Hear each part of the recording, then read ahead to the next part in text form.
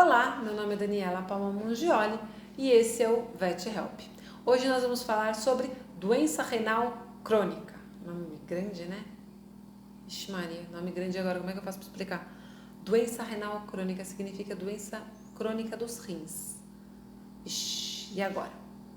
Bom, o rim nada mais é do que o nosso órgão excretor, tá? Então quer dizer que ele excreta o que não deveria estar nas correntes sanguíneas. Não é para falar filtra, viu, amigos estudantes veterinários? Nada de falar que o rim filtra. O rim não filtra nada. Quem filtra é filtro, aquele filtro de barra lá da avó, tá? O rim faz, ele excreta. Bonitinha essa palavra, eu gosto dela. Os rins, ele excreta o que ele não é útil para o corpo. A função do rim é que ele faça a manutenção do que é bom e excrete o que é ruim. Eu vou botar aqui o desenhinho das micro pedacinhos do nosso rim, que é o nosso néfron. Ele parece uma cápsulazinha. Eu vou botar o desenhinho. O desenho aí vai mostrar para você que a cápsula ela é responsável pela entrada e saída das veias ali do rim e ele vai ajudar a eliminar o que não deve por ali, tá? Tem um pedaço do rim que ele é responsável pela reabsorção de água, por isso que ele não filtra, né? Ele reabsorve ainda a água, reabsorve o que não deve passar. Então tem muitas coisas que tem que ser liberadas livremente pela urina. Creatinina, ureia, SDMA, entre outras coisas, tá bom? Então tem que passar livremente pela urina. Nossa urina deve ter bastante quantidade disso e não deve ter na corrente sanguínea. Daniela, como é que é feito o diagnóstico? Hoje a gente tem uma tabela, né, da instituição que chama IRIS, que ela mostra estágio 1, estágio 2, estágio 3, estágio tal, tá? Estágio 1, doença renal crônica, estágio 1. Eu tenho creatinina normal, pode ter pressão normal, relação proteína, creatinina urinária normal ou um pouquinho aumentada, tá? E o SMA é nosso fator primordial aí para diagnóstico precoce. O SDMA o que é? Uma proteína que ela é liberada livremente pela urina e se por algum motivo ela fica na corrente sanguínea e ela aumenta, ela dá uma previsão até de 2 anos antes da doença renal se estabelecer e dar os nossos problemas. Tá bom, Daniela, o estágio 2. O estágio 2 é quando a gente tem a nossa famosa azotemia. Azotemia o que é? Aumento de creatinina sanguínea, que não deveria, tá? Ureia também, mas a ureia tem outros motivos, como fígado, vida, alimentação. Depois a gente fala da ureia. A creatinina, então, ela é nosso fator secundário no diagnóstico da doença renal crônica. E daí pra frente vão ser as piores. O 3, o 4, o 5 são as piores dessas funções.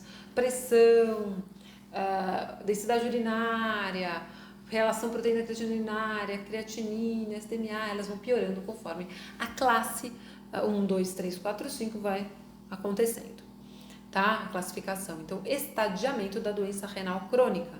Doutora, como é que eu faço para fazer um diagnóstico precoce? Bom, primeiramente a gente tem que pensar que aquele que tem a doença renal crônica geralmente é o paciente de meia idade para o final da vida.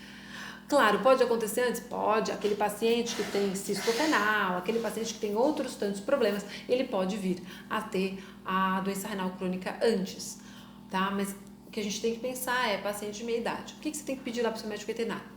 Exame de sangue periódico, creatinina e SDMA, tá bom? Com isso a gente vai conseguir fazer o estadiamento precoce do paciente.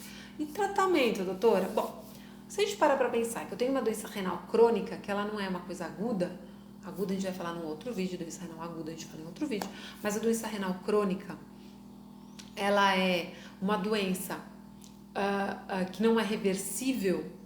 E quando que eu caracterizo uma doença renal crônica com aumento de creatinina, o que isso quer dizer? Quanto do meu rim eu perdi? Bom, só SDMA aumentado, eles falam que 25% dos 2 rins podem já ter sido acometidos. Com creatinina e SDMA aumentado, quer dizer que até pelo menos 75% de ambos os rins já foram para o saco. Nossa, Daniela, então sobrou com 25%? Sobrou 25%. Então tem que preservar e tentar segurar esses 25% o máximo possível. Esses dados, eles fazem a gente entender que não adianta, e não vai inventar, tá? Porque não vai adiantar você fazer hemodiálise para salvar. Você pode até falar, não, mas eu fiz hemodiálise para tentar reverter um pouquinho, mas o rim não funciona, o rim não trabalha, tá? O estadiamento que vai começar a mostrar pra gente que esse rim tá perdendo função, então não adianta eu fazer uma hemodiálise se eu não vou trocar esse rim. O único jeito de eu melhorar a qualidade de vida desse animal seria o transplante renal. Vou falar disso no outro momento, mas e não é viável, né? Principalmente aqui no Brasil. Então, o que a gente tem que pensar é o que eu vou fazer por ele? Soro. Por que, Daniela? Eu aumento a quantidade de líquido nesse paciente, não deixo ele desidratar, tá bom? E ele vai fazendo com que essa mesma água passe nesse rim, vai passando. E se cada vez que passa ele consegue jogar 2 moleculinhas de creatinina, 2 moleculinhas de SDMA e vai passando, vai baixando os níveis, quer dizer que a gente começa a ter melhor qualidade de vida. Doutora, mas quais são os sintomas da doença renal crônica? A gente só vai ter sintoma quando eu tiver do estadiamento 2 para 3.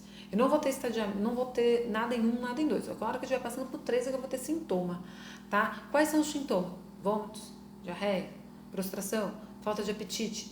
E um que eu acho assim, que é maravilhoso pra gente diagnosticar na hora que o paciente entra na sala, né? Que já tá ruim, já de longe a gente já sente, que é o cheiro.